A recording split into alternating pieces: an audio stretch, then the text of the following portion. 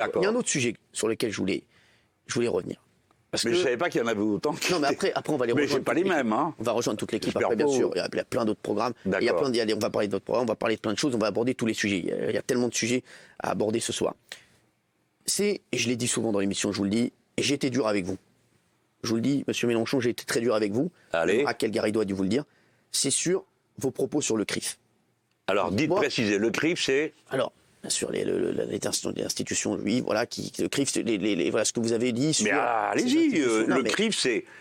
Oui. Qu'est-ce que ça veut dire? C'est des initiales. Oui, c'est le Conseil... représentatif des institutions juives de France. Voilà. Exactement, oui. Déjà, je ne suis pas d'accord avec le nom, alors ça commence bien.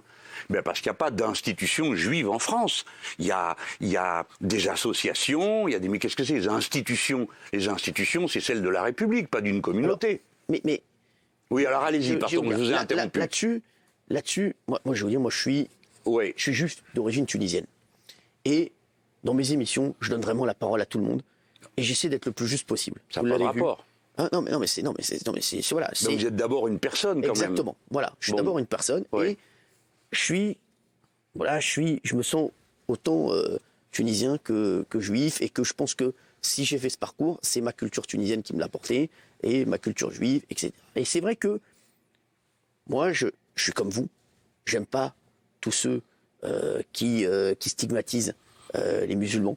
Il y en a beaucoup et je l'ai souvent et tout le temps, et je l'ai tout le temps combattu dans mon émission. Je sais. C'est un de mes plus gros combats. Je vous le dis. Et j'ai trouvé qu'il y a eu des dérives. Allez-y. Sur la communauté. De moi? Oui. Dites quoi? Non, mais je vous dis, c'est ce qui est ressenti. Non, Cyril. C'est vos propos sur le CRIF. Non, soyez direct. Qu'est-ce que vous me reprochez clairement? À chaque fois que le CRIF fait des sorties, vous dites c'est le CRIF, c'est toujours les mêmes, ils sont toujours contre moi, etc. Pourquoi? Quel est votre problème? Parce qu'il y a un problème politique du CRIF à mon égard, pas de moi à l'égard du CRIF. Moi, au début, j'ai même allé une fois, ils m'ont invité au dîner, j'y étais. Bon, j'y remettrai plus les pieds, mais... Pourquoi? Mais parce que c'est d'une véhémence, d'un sectarisme. Mais d'abord, depuis quand le CRIF représenterait tous les juifs de France? C'est nouveau, ça. Il n'y en a même pas 1 sur 100 qui vote pour ce truc. Non, mais... Donc nous avons... Après, non, mais je vais vous dire comment ça a été... Cyril Hanouna, non. Laissez-moi quand même dire les choses. Parce que, si vous voulez, je vais vous dire une chose. Pour plein de raisons, l'antisémitisme n'est pas dans mes moyens, d'accord? Donc pour plein de raisons. Donc on va laisser tomber ça. Le CRIF a justement cette attitude insupportable d'accrocher la pancarte d'antisémite à tous ceux qui ne sont pas d'accord avec lui. C'est cette pancarte qu'on moi, certaines personnes vous accrochent. Et ça, je voulais en parler avec vous. Mais je vous remercie de le faire. Je voulais qu'on crève l'abcès là-dessus parce qu'il y a plein de gens qui me disent tu vas recevoir. Moi, je vous le dis, j'ai eu plein de gens sur les réseaux sociaux qui m'ont dit tu vas recevoir cet antisémite de Mélenchon. Si je pensais sincèrement que vous étiez antisémite ou raciste ou islamophobe, je vous aurais jamais invité. Mais bien sûr. Parce que je veux pas de ça. Mais vous avez raison. Après, si c'est Marine Le Pen qui vient, je l'inviterai parce Cyril que Hanouna, faisons le ménage. Je vous remercie parce que j'en ai par-dessus la tête. Et si vous saviez, c'est cette étiquette. Si vous saviez, oui, mais c'est dégueulasse d'avoir fait ça. Mais je vous dis, c'est eux qui l'ont fait, le CRIF, méthodiquement, systématiquement. Je vais vous dire le problème qu'il y a avec ce type, parce que ce type d'organisation, parce que c'est pas la seule organisation qui représente ou qui regroupe des juifs en France. Pourquoi c'est eux qui auraient la parole officielle?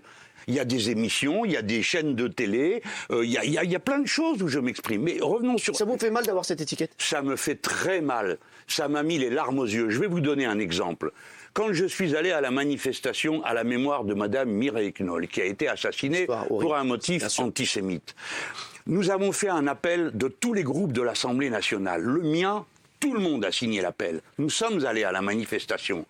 Nous avons appris qu'il y avait une organisation qui s'appelle Ligue de la Défense Juive, qui est considérée comme une organisation terroriste aux États-Unis et en Israël. Donc, au moins, on peut penser que je n'exagère pas en disant il y a un problème. Nous avons appelé le CRIF, c'est pas moi, c'est Corbière qui a fait ça, qui a appelé le président du CRIF et qui lui a dit écoutez, est-ce que vous nous garantissez qu'il n'y aura pas d'incident? Parce que nous, on voulait aller à la marche en hommage à quelqu'un qui a été assassiné, on n'y va pas pour se disputer, se battre ou je sais pas quoi. À peine étais-je arrivé que cette fameuse Ligue de défense nous a insultés jusqu'à nous expulser de la marche. Nous étions en écharpe tricolore. Mais moi, ce que je veux dire... Attendez, Cyril Hanouna, parce que comme ça, j'en profite pour vider l'abcès, comme vous dites. Non seulement le CRIF ne m'a pas défendu, alors qu'on l'avait prévenu, on lui a dit, mais écoutez, garantissez-nous notre sécurité. À la fin, c'est la police qui nous a expulsés, nous, pas les violents. Alors vous comprenez, moi j'ai fait l'effort, pardon Cyril, je termine, j'ai fait l'effort sur le moment de dire, je ne confonds pas 40 énergumènes avec les Juifs de France. Et je dis, dans le plus petit village perdu de France, un Juif qui serait menacé, je serais avec lui pour l'aider. Par conséquent, c'est insupportable de m'avoir accroché cette pancarte. Je pense qu'il y a un côté malfaisant, vicieux, tordu, à vouloir à tout prix, comme ça, montrer du doigt les gens. Vous trouvez qu'il n'y a pas assez d'antisémites comme ça? Il faut en inventer un autre. Moi, en plus. Moi. Enfin, où on va. Alors, par contre, il y a un problème avec ce genre. Vous êtes content qu'on en ait parlé ce soir? Parce que vous savez que c'est un truc qui vous colle à la peau aussi. Ah je savais pas que c'était à ce point-là. Si vous m'en parlez, c'est que vraiment... Mais qui fait ça? Qui fait ça? Je vous dis sur les réseaux, voilà. Donc, c'est bien qu'on en ait parlé. Ouais, là, merci. Je vous l'ai dit, c'est dans l'inconscient collectif. Donc, ce soir, il fallait qu'on en parle. Ah ouais, mais un collectif de qui? C'est honteux de faire ça, quoi. Bon, c'est bien qu'on en ait parlé. Ah ouais. Ah voilà. Oui, je suis content qu'on en ait parlé, ça m'a permis de dire ce que j'avais à dire, et je veux dire que chaque fois qu'il y aura une bataille contre le racisme, vous comprenez, je serai là. Pourquoi? Parce que dans ma vision de la vie, vous connaissez mon âge, donc j'ai eu le temps de vivre. 69. Ouais, de vivre, de connaître. Moi, j'en ai rien à fiche de votre religion, je vous parle franchement. Ce qui m'intéresse, c'est la personne que vous êtes. C'est ça qui compte. Alors, il y a des juifs sympas, des juifs cafiers, des sympas, des pas sympas, des méchants, des cruels, des gentils, voilà. Et de même des chrétiens. Et surtout 60% de la population de ce pays qui n'a pas de religion bien précise. En fait, c'est ce qu'ils disent. Parce que quand ils vieillissent et qu'ils s'approchent de la cascade finale, en général, tout le monde s'approche de la religion. Oui, bien sûr. C'est vrai. Et puis, il faut le comprendre, ça fait partie de l'humanité. Alors, vous comprenez que dans ma vision de la vie, ce qui compte, ce sont les personnes.